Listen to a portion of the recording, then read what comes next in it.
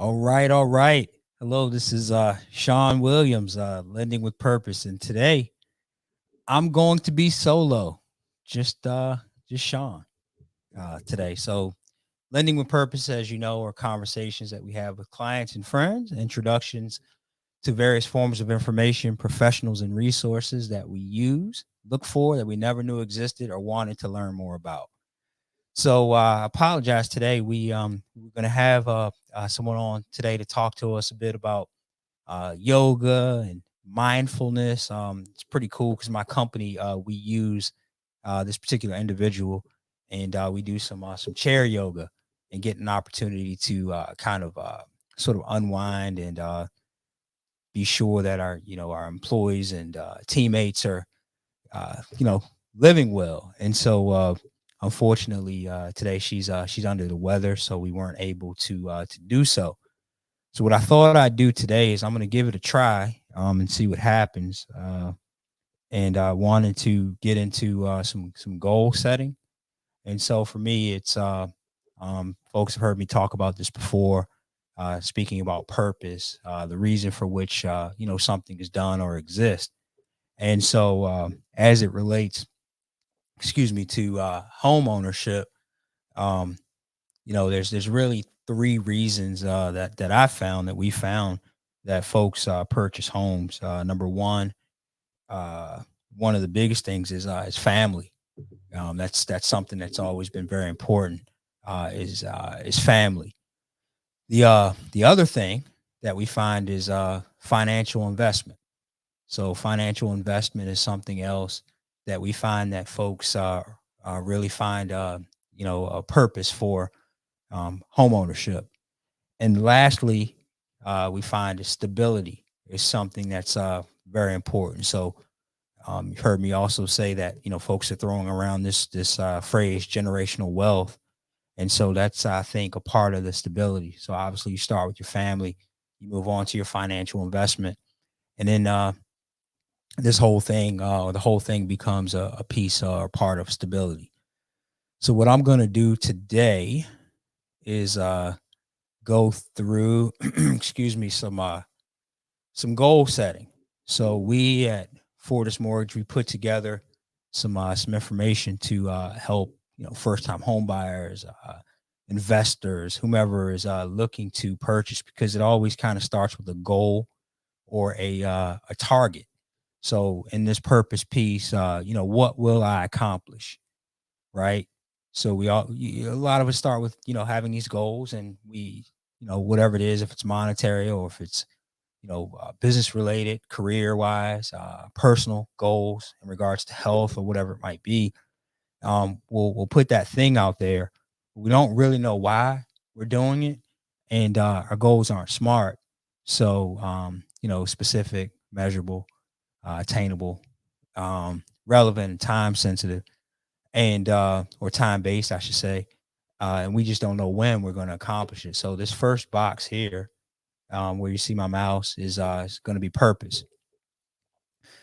Then choices. What measurable objectives will I relentlessly focus on to live in my purpose? So what are the two things that we're just going to focus on, like I mentioned, relentlessly to accomplish our goals? And so with those choices, everyone knows that with choices comes a certain set of consequences. So if I choose to focus on the choice that I'm having or the objective that I wanted to live out, then chances are I'm going to fulfill that goal, right? And we're going to hit our purpose. Or if I make a choice not to do so, then chances are I may not come close to hitting that target. So understand that. And then lastly, when it's all said and done, we have to take action. We have to take action. What specific methods or strategies, excuse me, or strategies will I implement for each choice? All right.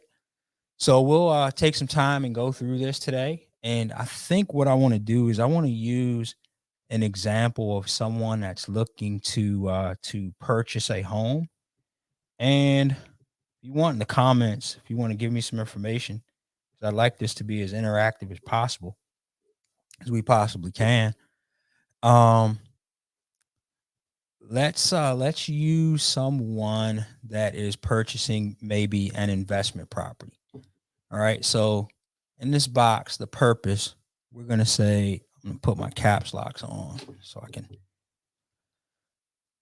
we'll say investment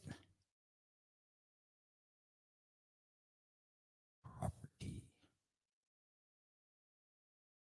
I guess I should write purchase.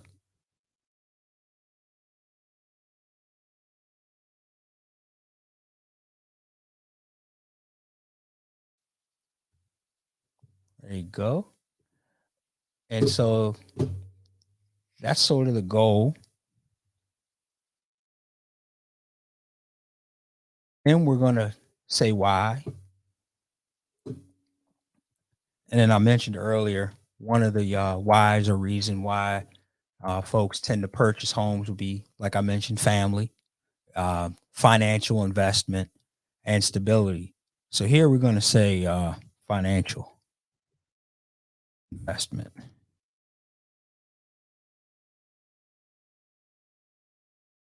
Again, if you popped in and you were expecting to be talking about yoga, I apologize, but we're going to reschedule that. We had to pivot today. So here you are. We're talking about purchasing a home now at this point, going from purpose to impact. So financial investment, and let's just say that you're going to purchase an investment property by the end of the second quarter. So what is the first quarter? January, February, March, April, May, June. So we'll say June 2022. Is that right? So June. Here we go. Are we all clear? You want to put some comments in the comment section? Just let me know if you're clear on that. So our purpose is to purchase an investment property uh, for financial investment uh, by June 2022. All right. So that's the goal that we set and the target that we're trying to reach. So then we have two choices that we're going to make. Two choices to try to figure out how we're going to purchase this investment property. I would tend to recommend that first and foremost, we start to think about let's start with a realtor. All right. More often than not, we can do our research and go online and things like that and try to buy these properties maybe off market and things of that nature. But um, I firmly believe in relationships and building those relationships to help you accomplish these goals. And more often than not, a realtor would be someone that could help you do that. So the first choice that we're going to make is we're going to engage a realtor. And so I'll just say hire a realtor. Right. Remember, I mentioned earlier that these goals and these strategies and such have to be smart and specific, and we have to be able to measure them. So I just put a one because we're going to hire one realtor, one realtor. Then the second choice, I would say you're going to need money to purchase an investment property. You're going to need money to do so. Um, don't know of any products out there where there's no down payment required to purchase an investment property. So I would say here we're going to make a choice to save for down payment and I'll just say and closing cost.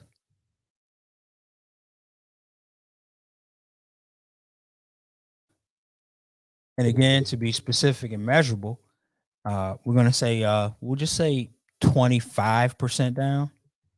So 20%, anywhere between 15 to percent kind of gets you in the game, like in regards to an investment property. If you're buying a straight up investment, if you're going to do what they call house hacking, where obviously you're going to live in this particular property, you must own or occupy it.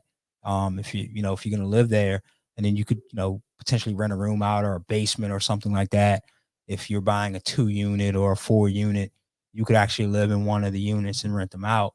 But in this case, let's just say you already own a property as a primary residence, and now you're going to move forward to purchase this particular property as an investment property. So, second choice that I would make if it were me is I would look at saving for a down payment. So now we have to take some actions, right? What strategies and methods are we going to use to sort of engage this realtor? So I should probably say hire a realtor and choose property.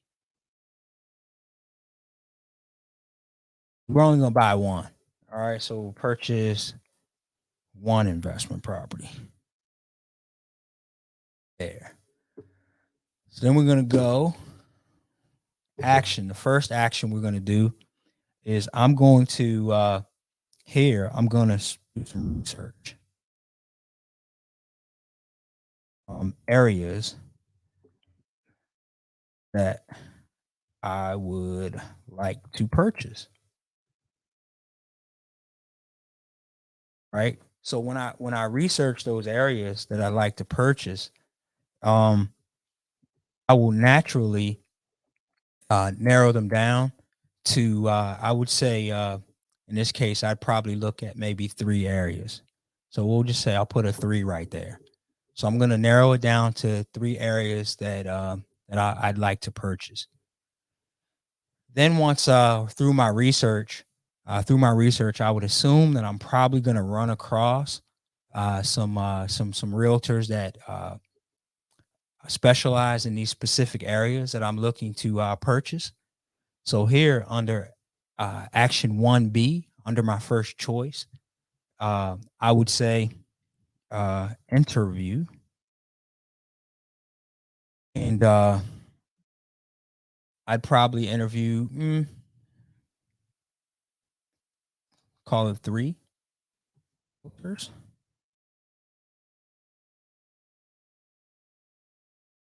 Hoping to get a really good referral though from someone. Um, and then in parentheses, because my actions need to align with my word here, I'm going to put referral preferred. That's just me. So if you don't have any real estate professionals in your network, then I would just recommend that you do this research and something will pop up. I promise you, you'll something will pop up. But if you're someone that's in the industry like myself, chances are you're going to have some sort of relationships already set in place, and it's likely that you're going to have someone in your network that can point you in the right direction. All right, so these are just assuming that I don't know anyone, and so if I was going through this plan without any resources, this is what I would do. So here we would interview 3 realtors. Y'all help me out because I need to do action 1C. So as I'm looking to hire and choose a property, I've already researched the areas that I'd like to purchase. So we're looking at um, 3 areas, and so obviously referrals, which I should have put there. I apologize. Referrals, preferred.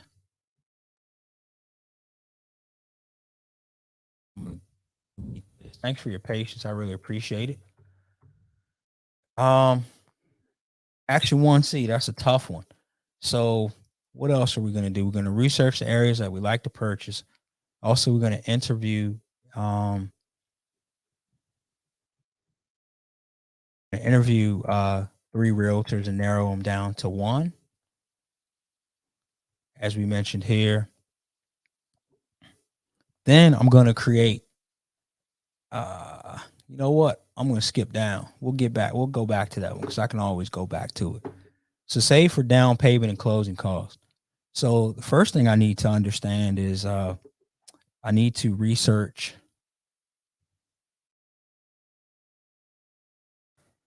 costs, right? I need to research the cost of these properties, and I need to figure out a range, right? What's my range?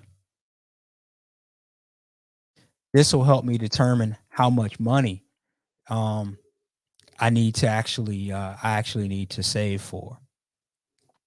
Then I would also I would look at my finances. I would spend some time looking at finances. Specifically, I would check to see if I had like a, like what investment vehicle would I be using to get this down payment. There are often times where folks are going to be selling a property and they're going to use the proceeds from the sale of their property to purchase. You might have a 401k that you're going to borrow money to up to half of it. Many of the 401ks allow you to borrow up to half of that to use to purchase a new property. Um, uh, you may have partners that you're working with that can help you with this. So I would look at finances and then we're going to determine how much I have now.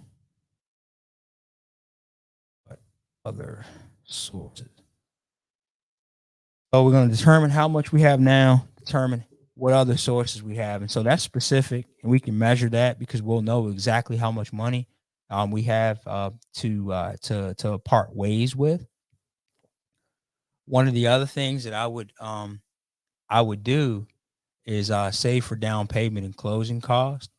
Um, so right now that gives me about 6 months, for instance, to prepare for this. So depending upon what your disposable income is, and remember, this is someone who doesn't currently own an investment property right now. Um, so like in the looking for finances I mentioned, if I'm going to do a home equity line of credit or something like that on my house that I currently live in, uh, borrow money from my 401k, cash out some stocks or crypto is hot right now. Um, those types of things. So you'll want to look into that. If I have a business that I own, that maybe I'm going to be getting a commercial loan to purchase this. This is what Action 2B is. All right, and so in 2C, let's just say I actually need to save and put money aside, like in regards to saving for this. And so we're going to set money aside monthly. So we hit our number. So I can't say exactly what that number is going to be. So that's why I put a dollar sign there. So obviously, if it's your plan, you're going to get a lot more specific on the amount of money that you can part ways with. So if we're looking, again, depending upon where you're located, we're in the Washington, D.C. market. Properties are pretty expensive. You know, pretty expensive, but let's just say so I grew up in Central Virginia. Properties there are somewhere between $250 to $300,000. I'm putting in upward, actually higher amounts, but some type of investment property that maybe someone will be looking at. Let's just say the numbers $250,000, then 20% down payment on something like that. That's like 50 grand. Like that's $50,000 that you would have to save. So if you don't have that money saved up, then aggressively you'd have to put some money aside. And so let's just say I had $30,000 saved, and I need to come up with another 20 over the next 6 months. That means what? I'm gonna have to save like $3,000 to $4,000 a month. So that's why I'm saying set money aside monthly to do so. All right. So this just gives you a pretty clear picture of like the exercise that you could potentially go through to accomplish this. Obviously, I haven't touched on every single thing here, and folks are going to be looking at this like, oh man, you missed something, and I probably did. But this again just gives you a really good idea of what we would need to do. Also here, I think you would need to create a model to determine profitability. And the reason I say create a model is you're going to want to know what your cash flow looks like. All right. So again, how much money am I going to have to put down? Right. How much money, uh, uh, once I do my down payment and such, like what's my payment going to be monthly, based on how much rent will I need to collect, right? And then you'll want to look out over a certain period of time to kind of figure out, what that looks like for you. So I think that's important on your choices that you make, because we are trying to hire a realtor and choose one property. And so I think as you engage with a real estate agent, and as you start to look at your models, it'll bring to light exactly what direction you should be going. So this is my attempt to help anybody today that's kind of thinking about how to go about maybe purchasing a problem. I'm not purchasing a problem, purchasing a property. I guess it could be a problem in some cases, purchasing a property, I should say, solving a problem. And so this is the way that we've been using it at Fortis to help some of our clients think through it. For a first-time home buyer, it would have been very simple for me to kind of go through that today. And we do this in person to kind of have them think about, again, why are you buying this property? Um, uh, what specifically do you want to accomplish, and when are you going to get it done? And then once you get it done, let's think about what you're going to relentlessly focus on to accomplish your goals. And then what steps and what actions are you going to take for each objective or each choice that you make. And so today, that's it. That's all I got. I really appreciate you taking the time to listen today. Next week, we will have a guest, and next week we'll be talking about events, the state of the event planning, and as I mentioned, we have some really cool clients and friends that we've engaged with over the years, and it's gonna be pretty cool because everybody's looking to get back outside, and that's what we've been saying: get outside and get back to live events. And so we'll have an expert that'll come in and talk to us more about that. She's a homeowner too as well, but I won't do the. Everybody knows I kind of like Marshawn Lynch. So, like I said, people ask. I always ask people at the end of this thing, one person, one question: who would it be, and what would you ask? And so, I think right now, Deion Sanders is someone that I've been following a lot online, and it's pretty cool to see what he's doing with Jackson State University. It sounds like that he just signed the one of the top defensive backs in the country, uh, and they're going to be going to Jackson State University. So I would just ask Deion, you know, uh, the question I'd ask is, like, where did you get so much confidence from? Because he's won at all levels, and so right now at Jackson State University, as a head football coach, they don't quite have the same budget as some of these bigger schools. Um, the football reputation is not always all the way there, like some of the bigger schools as well. And so he's competing at a high level. And obviously Deion's a famous guy. And um, but I would just ask him, like, where does he get his confidence from? And so anyway, thank you for your time today. I hope this exercise was very helpful, taking you from your purpose to impact, specifically with home ownership. Hope everybody has a great day. I'd say, next week, just tune in. Again, it'd be a shame for us to have all these resources and contacts and not be able to share them with you, and hence the reason for lending with purpose. Uh, everybody, do your best to remain as safe and as healthy as possible. If there's anything that I or we can do to help you in any way, please don't hesitate to reach out. So again, thank you for your time, and we'll talk soon.